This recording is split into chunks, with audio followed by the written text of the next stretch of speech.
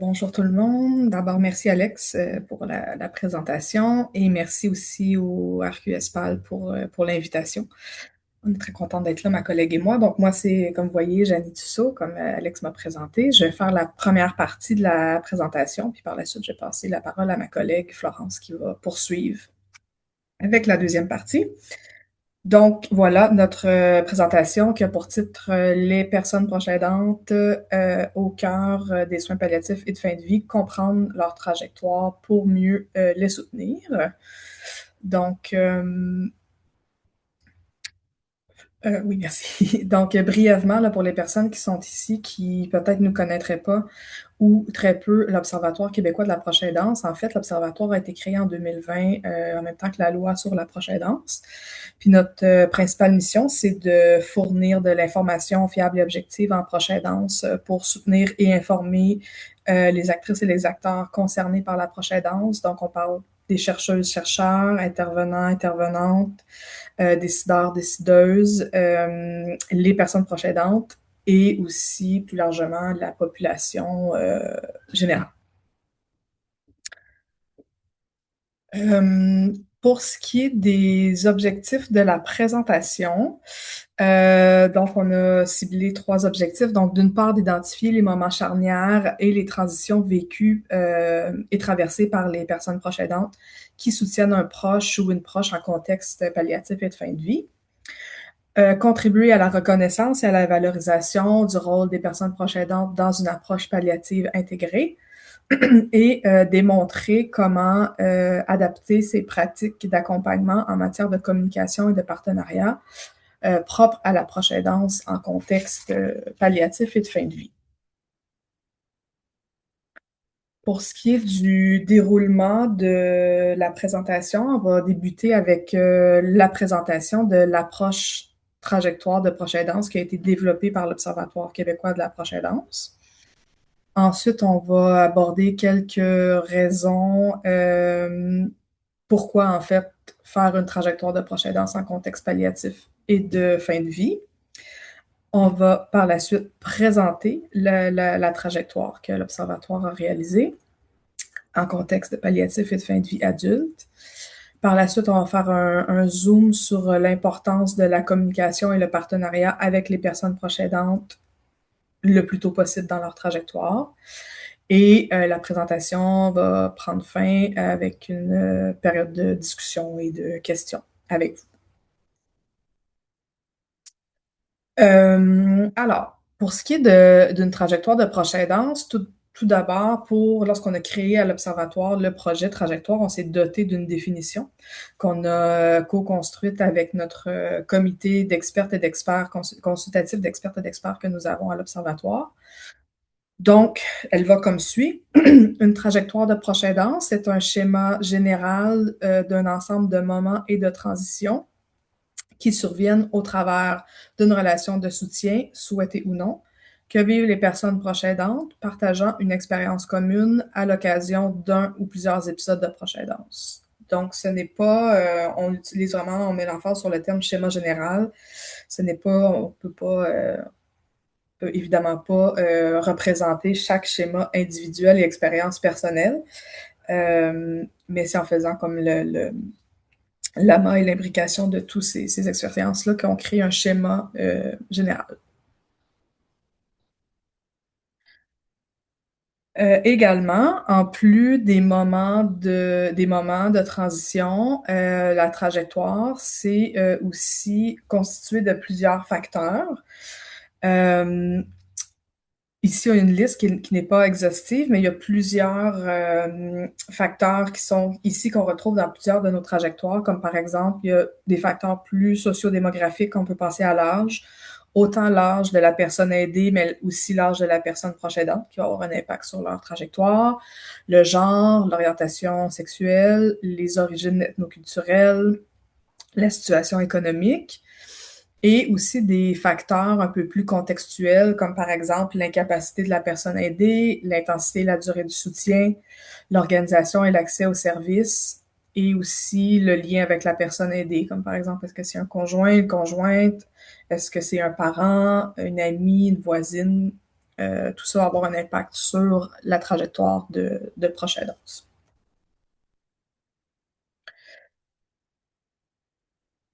À quoi ça sert une trajectoire? Alors, on a ciblé quatre grands objectifs. D'une part, de comprendre la réalité sociale des personnes proches aidantes au cours de leur parcours en proche aidance.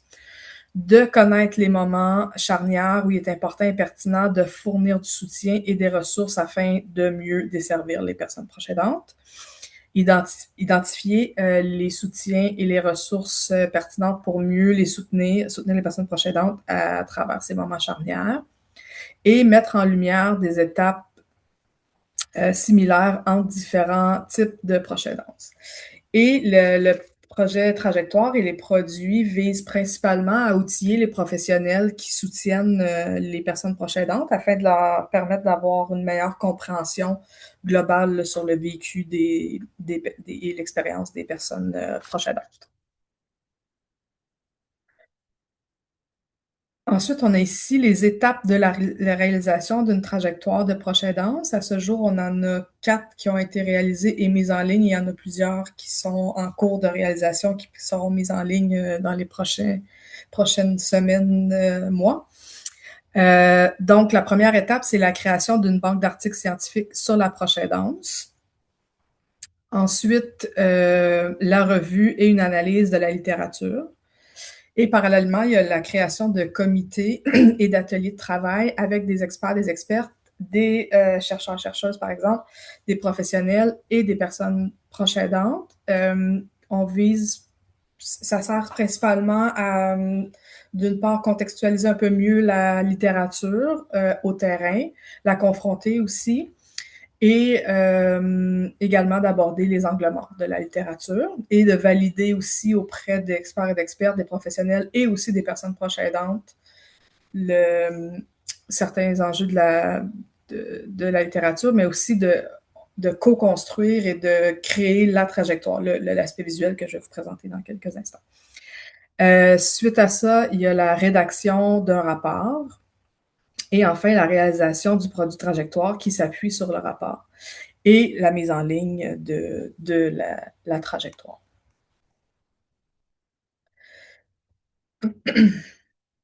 Alors, pourquoi réaliser une trajectoire de proche aidance en contexte palliatif et de fin de vie? En fait, c'est des raisons qui sont sorties en collaboration, bien sûr, avec notre comité consultatif d'expertes et d'experts. À chaque fois qu'on réalise une trajectoire, on se questionne sur les raisons, les enjeux. Donc, encore une fois, c'est pas une liste exhaustive, mais quelques points ici. D'une part, il y a l'implication importante des PPA en termes de soins et de soutien envers la personne aidée. C'est une trajectoire particulièrement éprouvante pour les PPA, alors qu'en plus de toutes les tâches et les responsabilités que la plupart des personnes proches aidantes vont avoir, dans cette trajectoire-ci, elles vont vivre une importante charge émotionnelle qui va être associé au déclin de leurs proches. Ça va souvent s'accompagner de tâches médicales importantes. Et il y a aussi le fait d'accompagner leurs proches vers la mort. Donc, il y a une grande charge émotionnelle. Il peut y avoir plusieurs sentiments ou expériences difficiles comme l'anxiété et la culpabilité vécues par les personnes proches aidantes. Euh, En plus des responsabilités aussi que la plupart des personnes proches aidantes ont, ce qui est particulier dans cette trajectoire, c'est les prises de décision et leur implication aussi dans certaines prises de décision sur différents types de soins. Euh, et qu'il y aura aussi ces décisions auront souvent des enjeux éthiques. Il y a également la méconnaissance, le tabou, incompréhension des soins palliatifs et de la fin de vie par les personnes proches aidantes, mais aussi par les professionnels de la santé et services sociaux et par la population générale. Il y a bien sûr le vieillissement de la population qui fait en sorte que de plus en plus de gens vont accompagner des personnes vieillissantes et éventuellement en fin de vie. Et aussi, il y a souvent des mises à jour constantes un peu, puis en fait, il y a des nouvelles législations, comme par exemple l'arrivée des demandes anticipées d'aide médicale à mourir qui sont arrivées récemment dans le paysage québécois. Alors, voilà enfin le produit Trajectoire qu'on a créé en collaboration avec des chercheuses, des chercheurs, des intervenantes et intervenants du réseau et du milieu communautaire, mais aussi avec des personnes proches aidantes. Elle va être disponible sur notre site dans les prochains mois. Et ce que vous voyez ici sur l'écran, c'est la trajectoire et chaque élément est interactif, c'est-à-dire qu'il est possible de cliquer sur chaque élément pour avoir plus d'informations pour soutenir les personnes proches aidantes. Je peux passer à la prochaine. En fait, les trajectoires sont est-ce que... En tout cas, il manque un petit truc, mais c'est pas grave. Euh, sont divisés généralement en trois parties. Ben, en fait, chaque trajectoire est divisée en trois parties. Donc, d'une part, on a une petite partie qui sont-elles, dans laquelle voilà, merci. Dans laquelle on va mettre de l'information générale. Donc, si on a des statistiques sur le nombre, sur le type de tâche, sur un peu le profil type, mais aussi en explorant toutes les possibilités de type de relation, etc. Comme par exemple, on sait qu'au Québec, en 2023, c'est un peu plus de 70 000 personnes qui sont décédées à la suite d'une maladie ou d'une incapacité. Donc, on peut se dire que sur ces 70 000 personnes-là, il y en a plusieurs qui étaient soutenues et accompagnées par des personnes proches aidantes. Donc, ça peut donner peut-être une idée d'ampleur de nombre de personnes proches aidantes.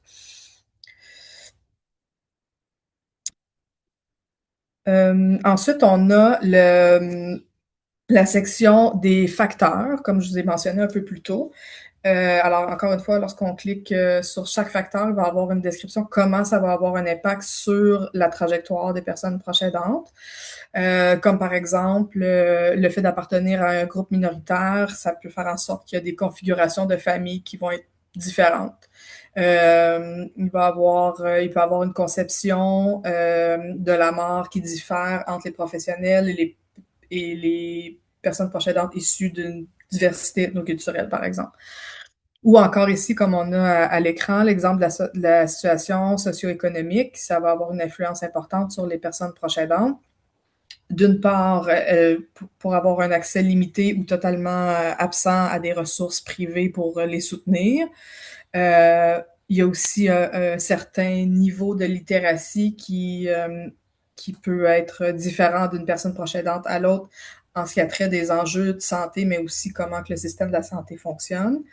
Et aussi, ça va avoir un impact sur la conciliation pour les PPA qui sont toujours à l'emploi, donc de la conciliation de travail proche aidance. Donc, ça va vraiment avoir une influence de manière générale sur leur trajectoire. Et voilà enfin la troisième section qui sont les moments qui sont traversés par les personnes proches aidantes. Je vais brièvement juste vous les présenter pour qu'on tout simplement faire un petit tour d'horizon et par la suite ma collègue Florence va faire un zoom plus spécifiquement sur l'étape de la communication et partenariat avec les équipes de soins.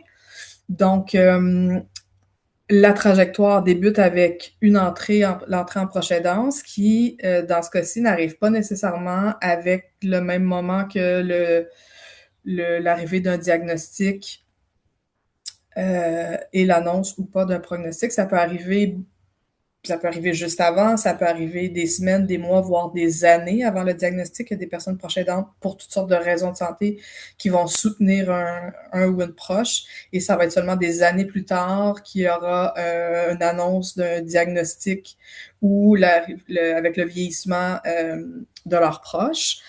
Donc, il y a cette entrée-là d'une part en prochaine danse. Ensuite, il y a le diagnostic et avec annonce ou non de prognostic qui a un impact, bien sûr, évidemment, sur la personne aidée, mais aussi sur les personnes proches aidantes. Suivi ensuite de l'intégration de l'approche palliative ou l'absence d'intégration de l'approche palliative.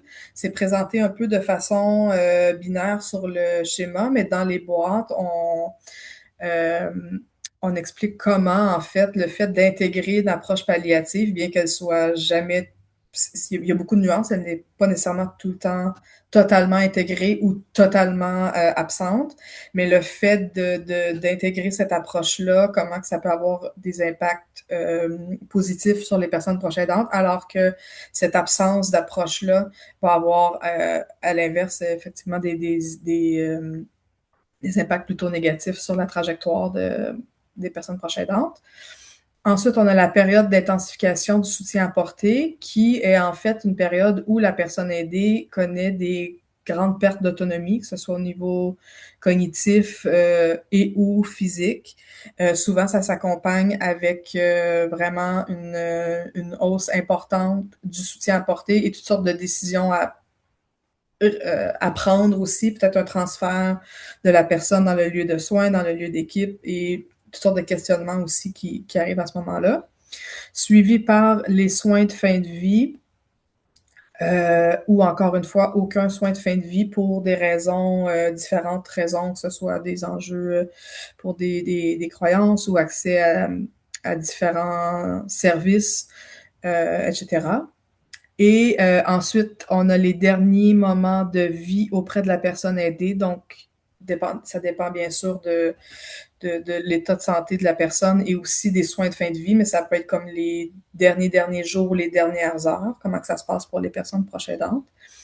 Le décès de la personne proche aidante, ce qu'elles vont vivre, mais aussi les tâches qui vont suivre suite au décès et la sortie et la post-aidance, la période post-aidance. Et en bas, complètement, on a 4 étapes qui peuvent se produire à plusieurs moments de la trajectoire. Donc, d'une part, la reconnaissance qui peut arriver à tout moment. Des fois, ça va même être au moment de la post-aidance, après coup, que les personnes proches aidantes vont reconnaître leur rôle. Bien sûr, le plus tôt elle arrive, le mieux c'est pour mieux les soutenir. Il y a la communication et partenariat avec les équipes de soins, dont Florence va vous parler. Il y a le changement de lieu et d'équipe de soins qui, je l'ai mentionné tantôt, arrive souvent à la période d'intensification du soutien apporté, mais pas nécessairement. Ça peut arriver à peu près à n'importe quand dans la trajectoire ou seulement au moment du décès, par exemple. Et enfin, avoir accès à des services et du soutien pour la personne proche aidante, ça peut arriver à peu près à tout moment et ça va avoir un impact aussi sur les moments sur la trajectoire, en fait. Donc, sur ce, je passe la parole à ma collègue. Ben merci. Janie a bien mis la table, puis on va rentrer là, un petit peu dans le vif du sujet qui est notre angle de présentation autour de la communication et du partenariat avec les équipes de soins. Donc, comme vous pouvez imaginer, là, dans la trajectoire qu'on l'a réalisée, il y a beaucoup de choses qu'on aurait pu retirer de cette trajectoire-là, mais aujourd'hui, on va vraiment se pencher sur un des défis pour les personnes proches aidantes, qui est de comprendre la progression de la maladie, puis de se préparer à la fin de vie de leurs proches. Donc, vous avez un témoignage là, à l'écran d'une personne proche aidante qui dit que personne ne donne de réponse sur quoi que ce soit. Les choses ne sont pas clairement communiquées, qu'il s'agisse des attentes ou des objectifs. C'est tout simplement difficile. Donc, c'est un des défis là, pour les personnes proches aidantes. Puis, on va vous montrer avec l'approche trajectoire comment la communication puis le partenariat peut venir un petit peu contrer ce défi-là. Donc, comme je vous ai dit, pour vous le schématiser, la communication puis le partenariat avec les équipes de soins avec les personnes proches aidantes, ben, quand ça arrive tôt dans la trajectoire, ben, ça peut faire en sorte d'affecter positivement tout le reste du parcours. Donc, on va passer à travers différents moments pour vous démontrer ça. Donc, le premier moment qu'on va vous parler, c'est le moment de l'annonce du diagnostic de maladie ou d'incapacité incurable, avec ou sans pronostic de fin de vie claire, là, comme Janie vous a mentionné. Donc, c'est vraiment un moment charnière pour les personnes aidées, mais aussi pour les personnes proches aidantes. Ce qui arrive souvent là, dans ce moment-là, c'est que la personne proche aidante ne va pas avoir d'informations sur la maladie puis l'évolution des incapacités. Entre autres parce que des fois, les équipes de soins, ben, ils vont être un petit peu frileuses de parler de l'aspect incurable de la maladie ou de contexte palliatif à cause de l'incertitude qui entoure ça, mais aussi pour pas créer de la détresse chez les personnes aidées puis leurs proches. Donc, ça arrive là, que les personnes proches aidantes, ben, vont juste pas être conscientes que leur proche va décéder de cette maladie-là. Donc, ils vont pas être conscientes que leur proche est en contexte palliatif.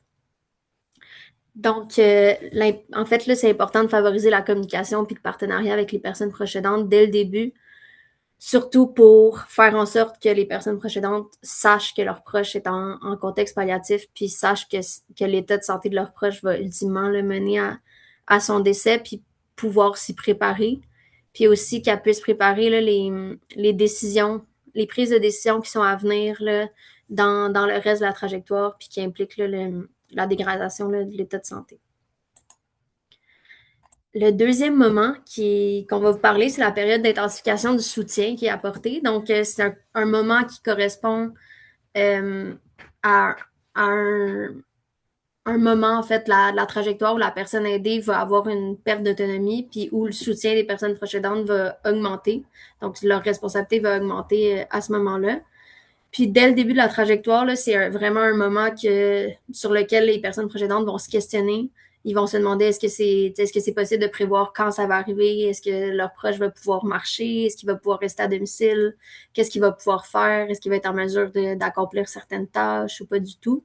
Donc, même si c'est des questions là, qui ne peuvent pas trouver de réponse immédiate à cause de l'incertitude de la situation, ben, le fait de ne pas avoir de discussion sur ce sujet-là, ben, ça renforce l'incertitude puis le stress des personnes proches aidantes.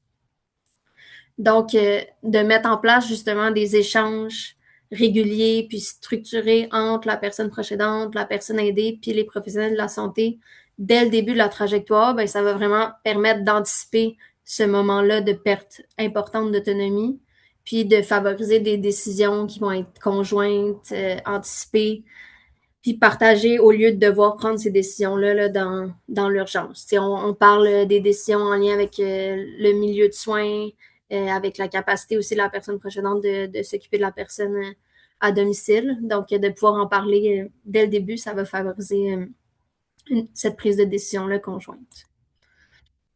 Aussi, un autre moment qu'on va vous parler, c'est tout ce qui concerne les soins de fin de vie. Donc, quand on parle des soins de fin de vie, on parle vraiment des soins de confort, de la sédation palliative, puis de l'administration de l'aide médicale à mourir. C'est vraiment un moment qui est anxiogène pour les personnes proches aidantes parce que ça implique une peur que leurs proches souffrent. Puis c'est vraiment quelque chose que les personnes proches aidantes vont craindre.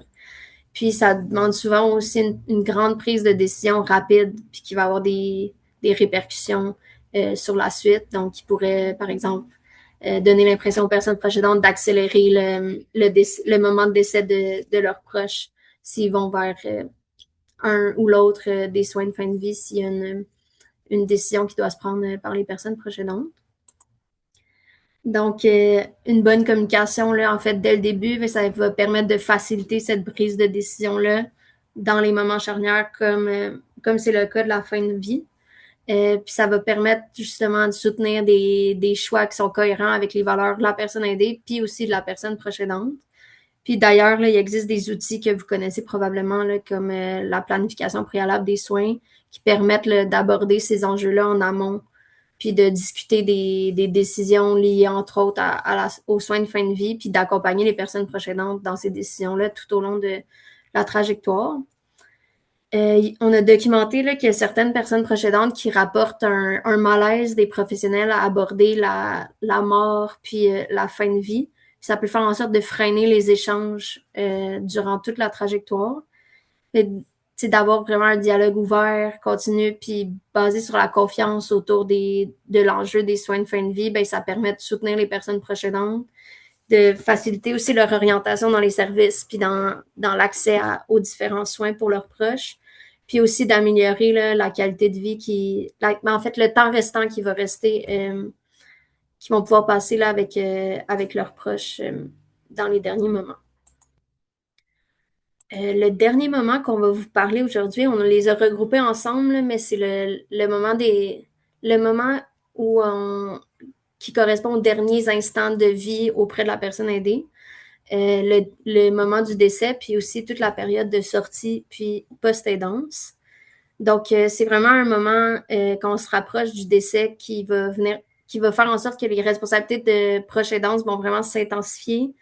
Ça va souvent se centrer sur le fait que les personnes proches aidantes souhaitent que leurs proches soient accompagnés, qu'il y ait un maximum de confort, un maximum de qualité de vie pour les derniers moments. Puis ça va aussi impliquer souvent une présence constante là, au chevet de leurs proches. Puis le manque, en fait, d'informations sur ce à quoi ça peut ressembler, la fin de vie, puis le décès, ça peut vraiment créer de l'anxiété chez les personnes proches aidantes. On a un témoignage d'une personne proche aidante qui disait que personne ne l'avait prévenu à quel point il aurait l'air effrayant, que son proche aurait changé, puis que, en fait, la personne proche aidante trouvait qu'il avait l'air d'un squelette. Donc, vraiment, le manque de préparation, puis à subir ce choc-là de voir son proche dans les derniers moments, puis de décéder, mais ça peut faire en sorte que la personne proche aidante va vivre beaucoup d'anxiété. Elle va être incapable de dire adieu à son proche parce qu'elle n'a pas été préparée à ce moment-là. Puis, ça peut aussi là, prolonger des symptômes dépressifs là, après le décès de la personne aidée tout au long là, du processus de deuil. Mais au contraire, là, quand les personnes proches aidantes sont informées, qui sont outillées, puis qui sont soutenues dès le début à faire face à ce moment-là, ben, ça permet que la fin de vie du proche soit la plus cohérente possible, puis qu'elle se fasse aussi le plus doucement possible pour les personnes proches aidantes. Surtout en sachant là, que les prises de décision dans ces moments-là, ben, ça peut influencer toute la période de post-aidance puis tout le processus de deuil, souvent des mois, voire des années après le décès de la personne aidée. Donc, quand les personnes proches aidantes tentent de donner là, un sens à leur expérience, ben, c'est important là, de pouvoir en avoir parlé dès le début de la trajectoire. Donc, ce qu'on voulait que vous reteniez de la présentation puis du Zoom un peu qu'on a fait sur la communication puis le partenariat avec les personnes proches aidantes, c'est vraiment que la communication, le partenariat, quand c'est établi le plus tôt possible avec les personnes proches aidantes, ben, ça va structurer puis influencer directement leur expérience, leurs besoins, puis leur capacité d'adaptation à vivre tous les soins palliatifs puis le décès de leurs proches, puis aussi le processus de deuil. Mais concrètement, comment on peut favoriser cette communication-là, puis ce partenariat avec les personnes proches aidantes? Ben, les personnes proches aidantes qui ont besoin pour pouvoir bien jouer leur rôle d'avoir de l'information sur l'état de santé de la personne qui accompagne. Donc, de fournir justement de l'information sur l'état de santé dès le début, puis s'assurer de leur compréhension, ben, ça peut vraiment être un facteur clé là, pour favoriser une bonne communication puis un bon partenariat. Toujours là, dans les limites de la confidentialité. Il y a quand même, si c'est quand même possible, si la personne aidée refuse que ces informations soient transmises, c'est quand même possible comme professionnel d'écouter la personne proche aidante, de recevoir des informations sans en transmettre nécessairement, puis aussi d'informer sur des aspects généraux qui peuvent les aider dans leur parcours, comme le fonctionnement des services, la fin de vie en général, comment ça se déroule, puis aussi de référer les personnes proches aidantes là, à des ressources aux besoins. Un autre point important là, pour favoriser la communication puis le partenariat, ben, c'est de garder du temps puis un espace d'échange.